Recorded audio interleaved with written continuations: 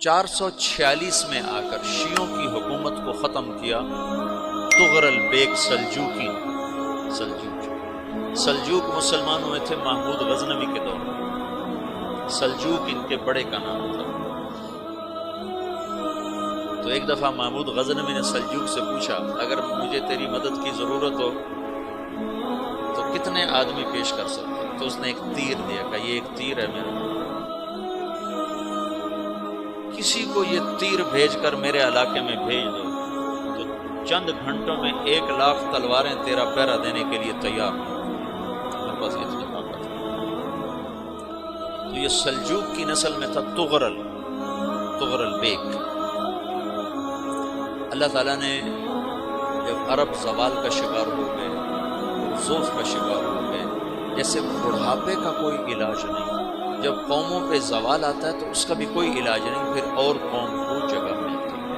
جیسے بڑھاپا ایک فرد پہ آتا ہے، ایسے بڑھاپا قوم پہ آتا ہے۔ قوم کا بڑھاپا جوانی میں نہیں لوٹ سکتا، جیسے فرد کا بڑھاپا جوانی کی طرف نہیں لوٹ سکتا، قوم کا بڑھاپا جوانی کی طرف نہیں لوٹ سکتا۔ کوئی علاج نہیں، نئی نسل کا آنا ہی علاج۔ تو عرب دھل چکے تھے، 600 سال بہت ہوتے ہیں حکومت کو، اپنی صفات گم کر چکے تھے، اب نئے خون کی ضرورت تھی۔ طغرل بیگ پہلا شخص تھا جس نے آ کر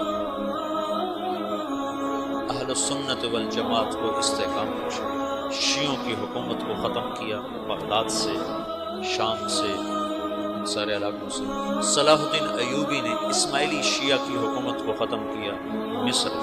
العاضد آخری خلیفہ تھا صلاح الدین ایوبی، نور الدین زنگی رحمۃ اللہ علیہ کا پروردہ تھا، اس کا دوست تھا، اس کے دوست بھی تھا، بچہ بھی تھا اس کے سامنے، زیادہ لکھنے پڑھنے کا شوق تھا۔ پھر اللہ تعالیٰ نے اس سے کام لیا اور اس کو مصر کا گورنر بنا کے بھیجا، مصر کی مدد کے لیے بھیجا۔ تو وہاں اس نے صلاح الدین ایوبی نے وہاں ختم کیا، طغرل بیگ نے یہاں ختم کیا۔ تو پھر سلجوق جو تھے نا یہ اقتدار میں آئے، ادھر ختم ہو گئی سلطنت عباس کی، مصر ایک چھوٹی سی ترکوں کی سلطنت۔ تو اللہ تعالیٰ پھر مرکزیت کے لیے ایک نظام چلایا، دو لشکر آپس میں لڑ رہے ہیں ایک میدان، ایک جنگلی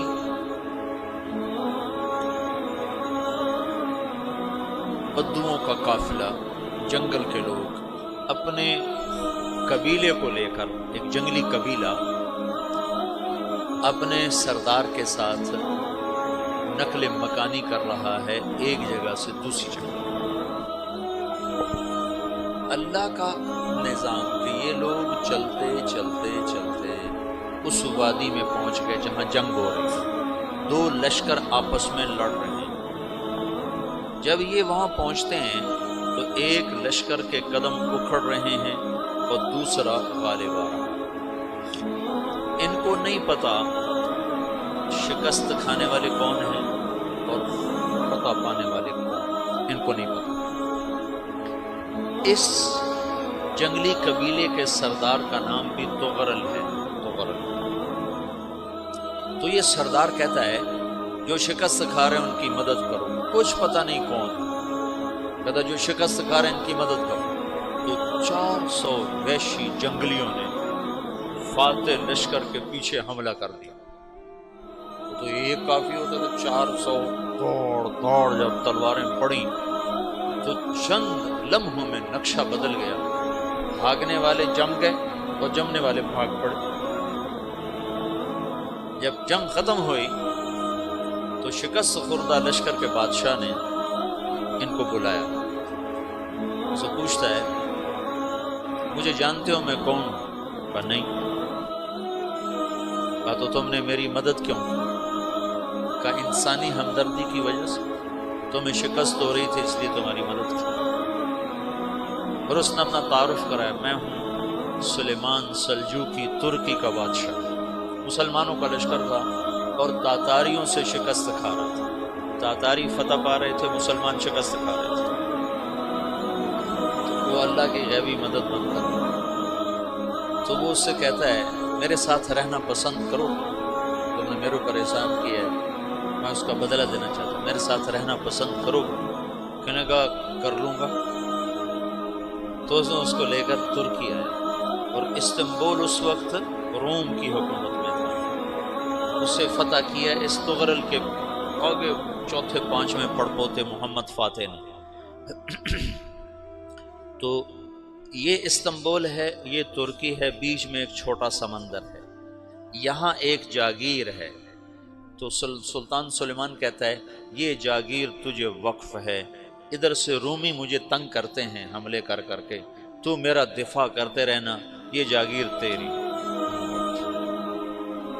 تو اس جاگیر پہ اس نے اپنے قافلے کو آباد کر دیا، اپنے قبیلے کو، اور ایک چھوٹی سی حکومت بنا لی، جو ایک صوبہ سمجھو سلمان سلجوقی کا، وہ ایک چھوٹا سا صوبہ۔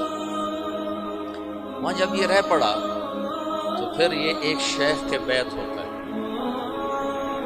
شیخ طریقہ، ان کے یہ بیعت ہونے جاتی ہے، وہ اس کو رات اپنے پاس ٹھہراتا ہے، تو ایک کمرے میں ان کو ان کا خادم ٹھہراتا ہے۔ یہ جب کمرے میں جاتا ہے تو سامنے دیوار میں تاکچے پر قرآن پڑا ہوا ہے، تو یہ تغرل بیگ کہتا ہے یہ کیا ہے، یہ کیا ہے؟ تو وہ خادم کہتا ہے یہ کتاب اللہ ہے، قرآن ہے۔ وہ اس کو وہاں چھوڑ کے باہر چلا جاتا ہے۔ وہ دیہاتی آدمی، جنگل کا رہنے والا، پہلی دفعہ زندگی میں قرآن دیکھا، وہ کہتا ہے یہ قرآن ہے، اللہ کی کتاب ہے، میں اللہ کی کتاب کے سامنے سو جاؤں، کتنی بے ادبی ہے۔ تو اس نے اسے قرآن اٹھایا اور سر پہ رکھا اور کھڑا ہو، ساری رات قرآن سر پہ رکھ کے کھڑا، ہاتھ کے پچھلے پیر اس کو خواب ہے،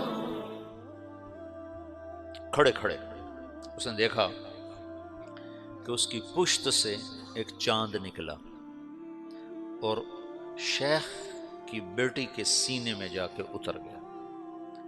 پھر اس لڑکی کے سینے سے ایک درخت نکلا جو پھیلتے پھیلتے پھیلتے 3 بر اعظم پہ چھا گیا، افریقہ پر، یورپ پر، ایشیا پر۔ پھر اس کی آنکھ کھل گئی، وہ کھڑا ہوا ہے، تو اس نے صبح یہ خواب اپنے شیخ کو سنایا، تو انہوں نے اپنی بیٹی اس کے نکاح میں دی تھی۔ اس بیٹی سے ایک بچہ پیدا ہوا، تغرل بیگ نے اس کا نام رکھا عثمان، عثمانی ترک نام سنا، جو میں نے کل بتایا تھا کہ 1924 میں وہ خلافت ختم ہوئی۔ تو ایک بیٹا پیدا ہوا عثمان۔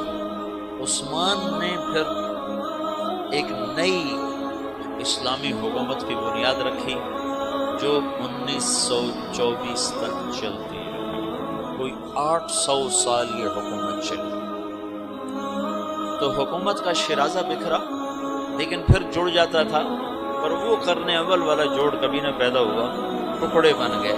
ان ٹکڑوں میں اللہ لوگ پیدا کرتا رہا جو دعوت دیتے رہے، دعوت زندہ رہی۔